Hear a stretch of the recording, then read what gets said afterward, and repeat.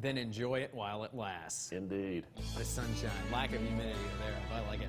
Financial advisor Bob Boxell joining us today. Bob, always good to talk with you. Thanks for coming Greg. in. Something unique going on with some stock prices. Tell us about what's happening there on Wall Street. Yeah, Janet Yellen is the chair of the Federal Reserve Board, and she made a speech last week in which she said that stock prices are very high. I think most people, the overwhelming majority of people, probably have never even heard of Janet Yellen, let alone be able to pick her out of a crowd. But the Federal Reserve Board, the Fed, is a very powerful group of people. They set policies in place that can heighten or lower interest rates. So that means if we've got money in our savings account in a bank, or we want to get a mortgage on a house, what the Fed does affects everyday normal people a lot. But what she said about stock prices is difficult, I think, for a lot of us if we've got a 401k at work, a retirement plan. So what do? She says stock prices are high. So do we get rid of our stocks?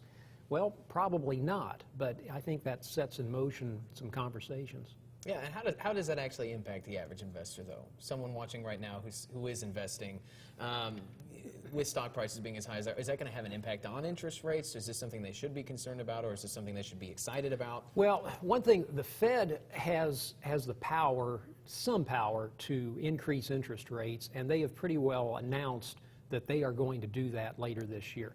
Remember, 6-8 years ago when the economy tanked and we had a recession, they put policies in place that lowered interest rates so it was easier to borrow, so it was easier to generate more steam in the economy.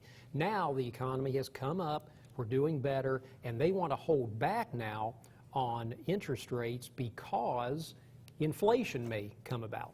So because of that, interest rates are going to come up. That means if you've got a checking account, a savings account at a bank, most likely your interest rates are finally going to start coming up.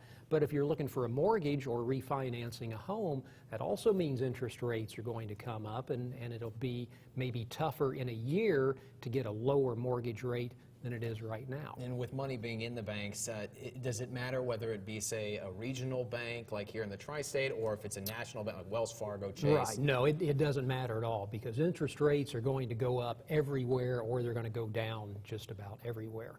I do think that people with stocks and bonds in 401ks, this doesn't mean that they go out and change things right now. But I think this is a good time for people to rebalance their portfolios, because let's say 6 years ago you wanted 60% stocks and 40% bonds. Well, now stocks have gone up so much it might look more like 80-20. So this might be a time to rebalance, go back more to your 60-40 allocation that you wanted 6 or 8 years ago. So it's a time to look at that, and it's also a time to realize that interest rates may be going up in the near future, and stock prices may not.